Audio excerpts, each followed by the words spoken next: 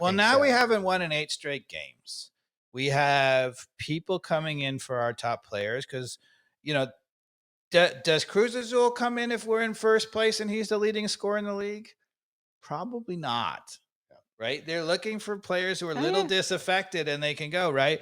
So I think if Lagerwey is sitting there, and if I actually have a little bit more confidence in Lagerwey, I'm like, so Lagerwey did not bring in Pineda, right? The only thing he's done wrong, in my opinion, which is he has not yet fired Pineda. There we go. But there you go. It's your main job. Yes. That's priority number 1. But taking a little bit longer to fire a player is not a fire coach. I mean, is not a forbidden sin. Like, it's not the worst. It's not the best. Because I'm in hell right now. Oh yeah, for sure, for sure. But he has to balance that. So if you're the general manager, you have to balance that. You got to go recruit the next coach. Yeah. Right. Yes. So one problem you have, if you keep pulling the trigger, now this wouldn't be the first time you pull the trigger, but if you keep pulling the trigger early in the middle of the season, no coach wants to come coach for you because they're like, we go through any bad trouble. That's and he's not get true. Fired. Atlanta United's got money. They got Arthur Blank's check.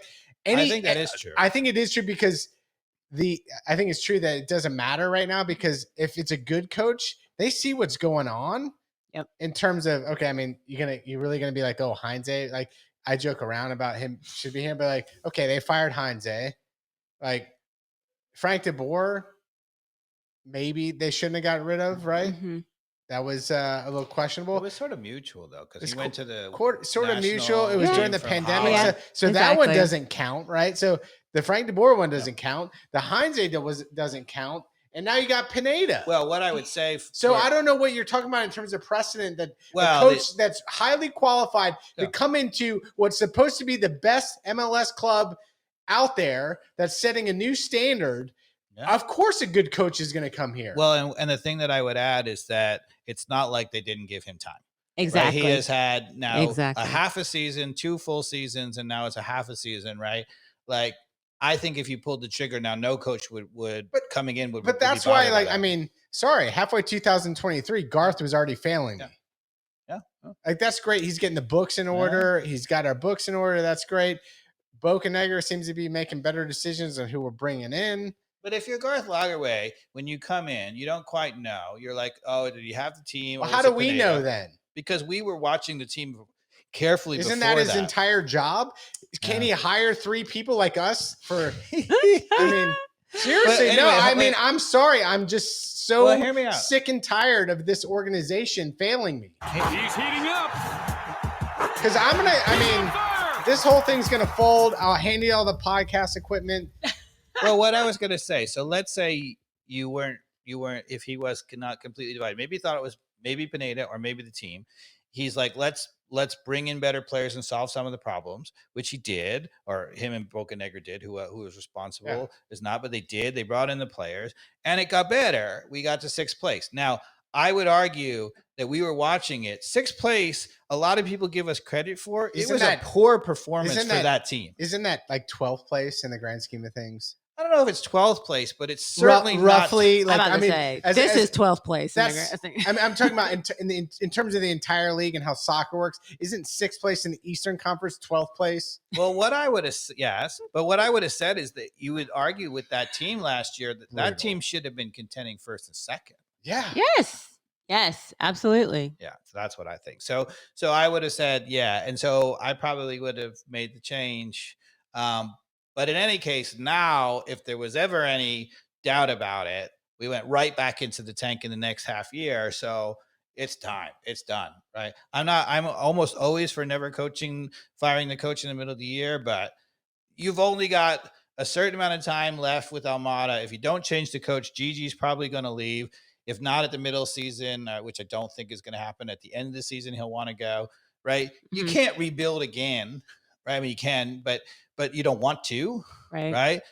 The only missing piece right now is coaching. So, Coach Katz, is this a job you want? Like, if Lagerwey comes to you, we know Almada does not want to be here. Well, Almada doesn't want to be here because the team doesn't play well. If you actually got the tactics right, and the team was starting to, play better, and he had a free role, and he was now creating and scoring and doing all that whatever. Like, yeah, he want to be in Europe by the end of the season, but he wants to show off that talent. I don't think that he's the bad apple that he's like, I'm out of here already. Yeah. No, he's not a bad apple at all. I don't think he's a bad apple. Yeah. He's super smart because he knows not to be a bad apple. Mm-hmm. He follows the script. He doesn't try to do too much. And I listen to some of these other podcasts. They keep saying like Almada's trying to do too much, like try to put everything on his own shoulders. And that's what his problem is. And of course, like there's going to be some games and some moments where he does that. But in general, I think that's the complete wrong read. And one of my complete compliments to Almada, which was different than Barco, was he didn't feel he's smart enough to realize that soccer is a game that has to be won with 11 players and doesn't try to do too much. And that's why in that graph we reviewed in the last podcast, his numbers are so good because he knows how to distribute the ball. He doesn't try to do, he looks up, his head's up, which was different than Barco, plays a beautiful curling ball to somebody's outside on the proper foot. Mm-hmm. It's all of those traits that you're like, man, I wish this guy the best. I wish I wish this guy the fastest path out of Atlanta United possible. If he gets traded this summer, I mean, good for him. Because I mean, I'm going to be happy to at least root him on wherever he is in Europe because it's not going to happen.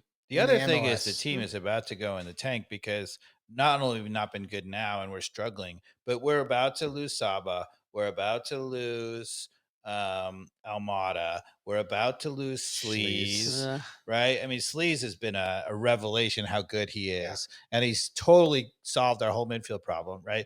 So, but if anybody thinks that it's going to get better under Pineda once we lose Almada and Saba and Sleaze after the Charleston Battery game, when we know who our reinforcements are, you think it's going to get better? No, it's not going to get better.